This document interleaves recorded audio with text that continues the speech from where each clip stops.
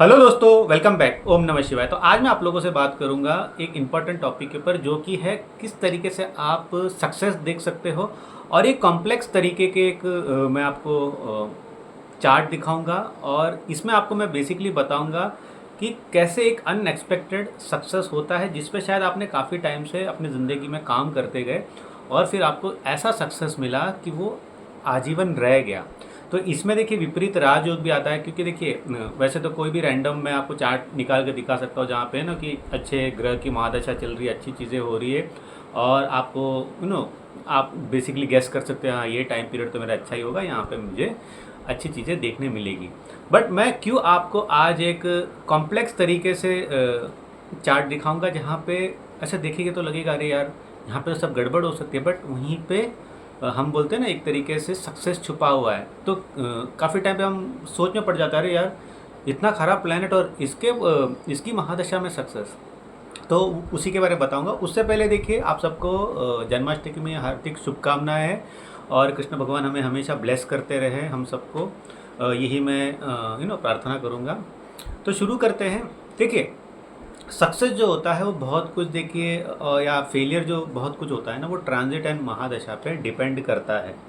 तो यहाँ पे आज मैं आपको जो चार्ट दिखाऊंगा ना वो आपको सक्सेस के ऊपर दिखाऊंगा। देखिए मैंने एक वीडियो बीच में बनाया हुआ है, जहाँ पे आपका बहुत ख़राब टाइम किस तरीके से थ्रू ट्रांजिट आप देख सकते हो, जिसमें महादशा भी इन्वॉल्व था। वो मैंने बनाया हुआ है, आप मेरे चैनल पे जाकर देख सकते हो, जहाँ पे मैंने राजीव गांधी के कुंडली के बारे में बात की थी और उनके डेथ के ऊपर बात की थी। जिन्होंने भी देखा उन्हें बहुत अच्छा लगा है, प्लीज़ आप देखिए, आपको पता चलेगा, जिससे आप भी अपने चार्ट को एक तरीके से समझ सकते हो। तो देखिए आज मैं मेरे क्लाइंट का आपके सामने चार्ट लेके आया हूँ। देखिए आपके सामने चार्ट आ गया होगा, जहाँ पे आप देख सकते हो कि एसेंडेंट जो है आपका जेमिनाइन है, और जेमिनाइन साइन में गुरु बैठा हुआ है। अगर आप देखोगे 7th हाउस में सन बैठा हुआ है। सन बैठा हुआ है, कहाँ बैठा हुआ है? आपके सैजिटेरियस साइन में और मूला नक्षत्र में बैठा हुआ है। तो आप देख सकते हो कि मरकुरी एंड केतु इनके 6th हाउस में बैठा हुआ है, राहु और 12th हाउस में बैठा हुआ है, and Mars and Venus conjunction in the 8th house हो रहा है, और सैटर्न जो कि 11th हाउस में बैठा हुआ है। देखिए ये चार्ट के ऊपर मैंने पहले भी एक बार डिस्कशन किया हुआ था, बट वो कुछ दूसरा टॉपिक था। आज मैं आपको थोड़ा इंसाइट से आपको बताऊंगा, टाइम फ्रेम बताऊंगा जहाँ पे इन्हें काफ़ी सक्सेस मिला। तो देखिए इनकी स्टोरी ये है, देखो ये अब 60 ईयर्स के हो चुके हैं, और देखिए जब एक फ़ायदा क्या होता है एस्ट्रोलॉजर को काफ़ी टाइम पे, जब बड़े आयु के लोगों के साथ आप कंसल्ट करते हो ना, बहुत लोग ओपन रहते हैं अपनी ज़िंदगी की सारी चीज़ें बताने के लिए, जिससे एज एन एस्ट्रोलॉजर आपको सीखने में और हेल्प मिलता है। ठीक है, एक होता है कि किताबी लर्निंग जो आप करते हो या अपने गुरु से सीखते हो, एक होता है कि रियल लाइफ, और एस्ट्रोलॉजी कहते हैं कि रियल लाइफ चार्ट रीडिंग जो होती है ना वो बेस्ट होती है। ठीक है, तो मुझे बहुत अच्छा लगता है कि जब एल्डरली लोगों से कंसल्टेशन होता है ना, तो उनसे बहुत सीखने मिलता है, और ये बहुत अच्छे इंसान है, उन्होंने बहुत चीज़ें बताई है। ऑब्वियसली रेगुलर कंसल्टेशन होता रहता है। अब यहाँ पे क्या हो रहा है ना, देखिए कमिंग टू द पॉइंट, अगर आप यहाँ पे देखोगे कि इनका फैमिली वैसे काफ़ी अच्छा था, देन ड्रॉबैक हो गया। आप समझो कि एक तरीके से हैंड टू माउथ सिचुएशन हो गया, जहाँ पे इनको खुद का पढ़ना है, खुद का काम करना है, और एजुकेशन एंड वर्क साथ में। अब देखिए असेंडेंट में या त्रिकोण में जब भी गुरु बैठता है ना, तो कभी हमेशा एजुकेशन से अपने आप को ठीक करने की एक तलब लगी रहती है पर्सन में। वो उसे पता है कि एजुकेशन के थ्रू ही मैं अपनी ज़िंदगी को बेटर कर सकता हूँ। तो यहाँ पे भी वही चीज़ हो रहा था।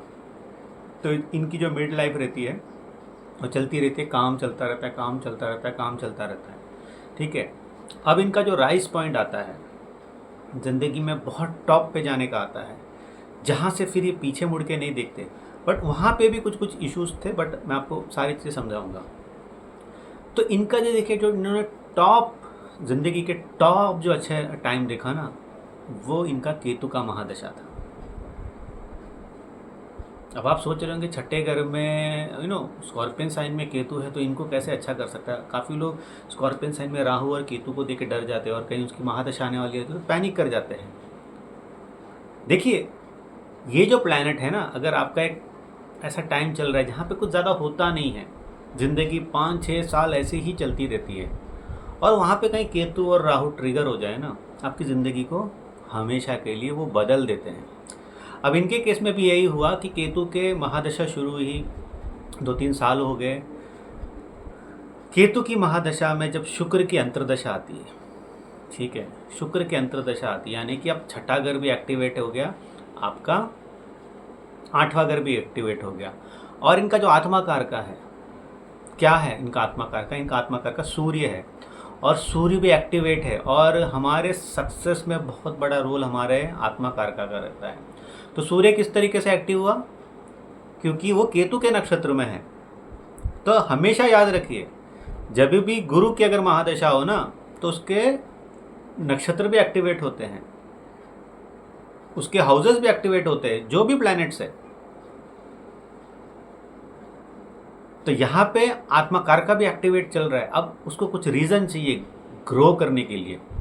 तो इनकी कुंडली में कितना खूबसूरत विपरीत राजयोग बन रहा है। आप देखिए, छठे घर का मालिक 8वें घर में जाके उच्च का हो गया, 12वें घर का मालिक भी 8वें घर में आ गया, छठे घर के उच्च के स्वामी के साथ। तो करियर सक्सेस होना फिक्स है। सडन वे में growth, property growth, money growth होना एक तरीके से फिक्स है, ठीक है। अब हमेशा याद रखिए कि 1 या 2 पॉइंट से आपकी ज़िंदगी की जो चीज़ें होती है ना, वो नहीं फुलफ़िल होती। अगर आपको मरना है, ठीक है, उसमें 5-6 पोजीशंस होने चाहिए प्लानिटरी, तब जाके ही आप मरोगे। या तो फिर आपके सक्सेस के कारक भी जो होते हैं ना, वो 4-5 जगह से आपको देखना पड़ेगा, तभी वो आपको सक्सेस मिलेगा। Same with marriage also. ऐसा नहीं कि बस एक ट्रांजिट देख लिया, अरे इसमें तो मेरी मैरिज होगी, नहीं। 7th हाउस एक्टिवेट है क्या, वीनस एक्टिवेट है क्या, गुरु क्या कर रहा है, सैटर्न क्या फ्रेंडली होकर मैरिज को सपोर्ट कर रहा है, ये चीज़ें आपको देखनी जरूरी होती है। तो इनके केस में ये हो रहा है कि अब आत्माकार का भी एक्टिवेट हो गया, विपरीत राजयोग in a very higher self activate हो गया। तो केतु के अंतर्दशा में, सॉरी, केतु की महादशा में, वीनस की अंतर्दशा में, और अब विपरीत राजयोग फुल फोर्स में एक्टिवेट हो गया है।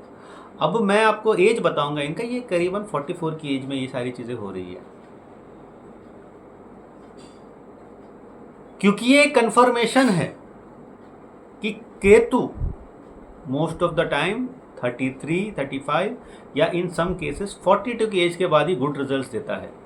और जब वो एक्टिवेट होता है ना, वो आपकी लाइफ चेंज कर देता है। बहुत लोगों को 20s में ही सक्सेस चाहिए, अभी मैं काम पे लगा अभी सक्सेस चाहिए, ऐसा नहीं होता ज़िंदगी में। इनका नक्षत्र विशाखा है, तो टाइम के साथ ये डेवलप होंगे, टाइम के साथ ये ग्रो करेंगे। अब यहाँ पे क्या हो रहा है, चलो मैंने बोल दिया कि इनकी विपरीत राजयोग एक्टिवेट हो गया, इनका केतु ने किस तरीके से आत्मकारक को एक्टिव कर दिया।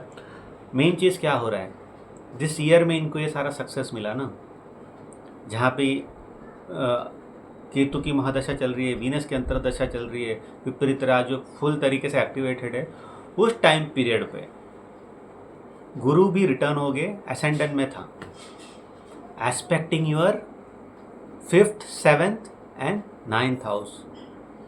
चंद्रमा पे एस्पेक्ट कर रहा है, गुरु अगेन रिटर्न हुआ है। Totally great combination, great combination कि भाई ये साल या ये जो टाइम पीरियड है ना, वो आपका रहेगा। उस दिन के जयद्रथ आप हो, आपको कोई नहीं रोक पाएगा। उस टाइम पीरियड के लिए आप हो, आपको कोई नहीं रोक पाएगा। वेल्दी, वेरी वेल्दी कनेक्शन, सारा कुछ हो रहा है यहाँ पे। एवरीथिंग इनको जो चाहिए, मतलब कि जो आप सोच सकते हो ना ज़िंदगी में, एक आदमी कितना कर सकता है अय्याशी में, या कितना दूर तक जा सकता है एन्जॉयमेंट में, सक्सेस में, वर्क में, क्रेडिबिलिटी में, रिस्पेक्ट में, सारा कुछ है। आज भी हफ्ते में एक बार ये आदमी टीवी में दिखता है। मैं नाम एक्सपोज नहीं करने वाला, और इसीलिए ज़्यादा कुछ बैकग्राउंड भी यहाँ मैं नहीं बता रहा हूँ। मैं सब शुरू हुआ था कहाँ पे, केतु जब एक्टिवेट हुआ था, और ये सारी जो कहानियाँ शुरू हुई थी। अब क्या इसमें 100% सारी चीज़ें अच्छी हुई है? नहीं, पर्सनल लाइफ भी डैमेज हुआ है, क्योंकि छठा, 8वां और 12वां घर एक्टिवेट है। भले ही विपरीत राजयोग है, आपकी ज़िंदगी में जो चीज़ें आप कई साल से तरस रहे थे, आपसे छीनी गई थी, वो आपको मिलेगा ज़रूर। बट फिर भी तो कुछ तो देना पड़ेगा ही। तो इनके लाइफ में डिवोर्स होता है। एक लॉन्ग टर्म मैरिज डिवोर्स में ख़त्म हो जाता है। आई थिंक 16 साल का मैरिज ख़त्म हो जाता है।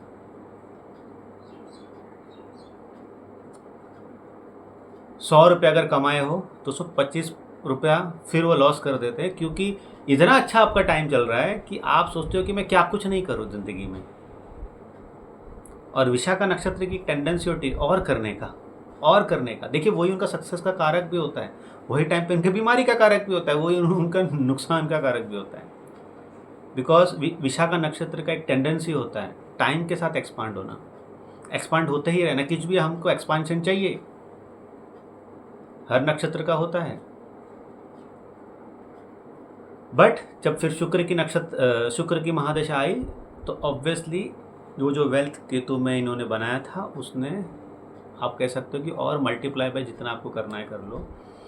सो बहुत अच्छा कर रहे हैं लाइफ में। वीनस की महादशा में अभी भी चल रहा है वीनस की महादशा, जहाँ पे ऑब्वियसली टीवी पे आते हैं, फेमस पर्सनालिटी है, सारा कुछ चल रहा है इनकी ज़िंदगी में, अच्छा चल रहा है। री मैरिज हुआ उनका, वो मैरिज भी काफ़ी अच्छा चल रहा है, वाइफ बहुत स्पिरिचुअल मिल गई। तो सारा जो चीज़ है ना 44 के बाद शुरू हुआ। तो विपरीत राजयोग बहुत लोग की कुंडली में रहता है ना, तो वो ये चीज़ सोचते कि अरे ये क्या है, मेरी कुंडली में तो है। कोई 20s में देखेगा, ऐसा तो बहुत लोग का हो सकता है ना, कोई 20s में देखेगा तो बोलेगा अरे मेरा क्यों नहीं है। There is a time period. अब ये कैप्रिकॉर्न साइन में हो रहा है, इस वजह से यहाँ पे करियर सक्सेस ज़्यादा दिखता है, फाइनेंशियल सक्सेस ज़्यादा दिखता है, क्योंकि टॉरस फाइनेंस का होता है, वो 12th हाउस में बैठा हुआ है, उसका लॉर्ड विपरीत राजयोग बना रहा है, अथॉरिटेटिव पोजीशन पे आदमी जा रहा है। मंगल उच्च का है ना 8वें घर में, एक दिन ऐसा आएगा आप अथॉरिटेटिव पोजीशन पे चले जाओगे। तो इस तरीके से आप देखिए। और बहुत लोग अब यहाँ पे ये क्वेश्चंस भी करेंगे, आप लोग के माइंड में ये चीज़ आ रही होगी यार क्या केतु पहले एक्टिव नहीं हुआ था, क्या शुक्र पहले एक्टिव नहीं हुआ था? ऑफ कोर्स हुआ होगा, अंतर्दशा में हुआ होगा, कोई ना कोई महादशा में, जब इनकी मरकुरी की जो कि महादशा चल रही थी। और मरकुरी की महादशा देखिए बहुत टाइम पे हम कहते हैं ना इट्स अ गैम्बल। 30% लोग के लिए मरकुरी महादशा अच्छी होती है, 70% लोग स्ट्रगल करते हैं। क्यों? क्योंकि उन्हें ये पता नहीं होता कि मरकुरी आपका स्किल बनाने के लिए बोल रहा है, आपको प्रैक्टिकल इन लाइफ होने के लिए बोल रहा है। जो इन्होंने सीखा, इन्होंने मरकुरी की महादशा में बहुत चीज़ें सीखी in terms of skills, in terms of किस तरीके से बोलते हैं, क्या करना है ज़िंदगी में, किस तरीके से आउटडोर में जाके लोगों से बात करना है। तो मरकुरी में जो हमेशा काम पे रहता है ना वो बहुत अच्छा करता है, वर्क में रहता है, एक माइंड में कंपटीशन लेके चलता है, वो आदमी बहुत अच्छा करता है। मरकुरी में जो आदमी बैठ के सोचने लग गया ना वो ख़त्म हो जाएगा, वो ड्रीम बनाने लग गया ना ख़त्म हो जाएगा। इसीलिए हम कहते हैं कि मरकुरी पाइसेस साइन में अच्छा नहीं होता है, सिर्फ वो राइटर और क्रिएटिव लोगों के लिए अच्छा होता है। भाई कि मरकुरी का काम नहीं है फैंटेसी वर्ल्ड में जाना, उसका काम है रियल वर्ल्ड में रहना। तो जब केतु की उनकी मरकुरी में अंतर्दशा चल रही थी या इवन शुक्र की चल रही थी, वहाँ पे भी कुछ कुछ स्पॉट्स थे जहाँ पे उन्होंने अच्छा किया। बट जब हम बोलते हैं ना तो ग्रैंड मतलब कि बॉक्स ऑफिस स्टफ जो हम होता है वो आपको थोड़ा डिलेड देखने मिलेगा, क्योंकि मंगल 8वें घर में है, शुक्र 8वें घर में है, केतु मरकुरी 6ठे घर में है। तो ये लोग क्या करते हैं ना, टाइम लगाते हैं। आपको 28 के पहले तो सूर्य का 7th हाउस में होना सक्सेस देगा ही नहीं। गुरु एजुकेट करके रखता है पर्सन को। आज भी उनको 60 की उम्र हो गई है, पर्सन को अभी भी अपने आप को है ना सीखने का वो है। मून एक ब्राइट स्पॉट पे है 5th हाउस में, बहुत अच्छे पोजीशन पे है moon. Saturn in the 9th house है, good position, which shows that कि टाइम के साथ आपका स्टेटस बढ़ता जाएगा, आपको धीमे धीमे इज्जत मिलेगी। बट जो ब्रेक थ्रू आता है ना, ऐसे कोई चीज़ें होनी चाहिए। तो होपफुली ये वीडियो आपको समझ में आया होगा, और अच्छा लगा तो ज़रूर लाइक कीजिए। और कंसल्ट करना है तो व्हाट्सअप नंबर दिया है, वहाँ पे मुझे कंसल्ट कर सकते हैं। और किसी को मुझे विश करना है तो मुझे बर्थडे विश भी कर सकते हैं, क्योंकि आज मेरा बर्थडे है। काफ़ी लोग मुझे पूछते हैं कि सर जस्ट फॉर इंक्वायरी पूछते हैं कि कब मेरा बर्थडे है। तो आज ही मेरा बर्थडे है 16 अगस्त, तो आप मुझे विश भी कर सकते हैं। तो thank you for liking the video. अगले वीडियो में अगली बार आऊँगा तो ऐसे कोई इंटरेस्टिंग टॉपिक रहेगा। तब तक मुझे इजाज़त दीजिए। बाय।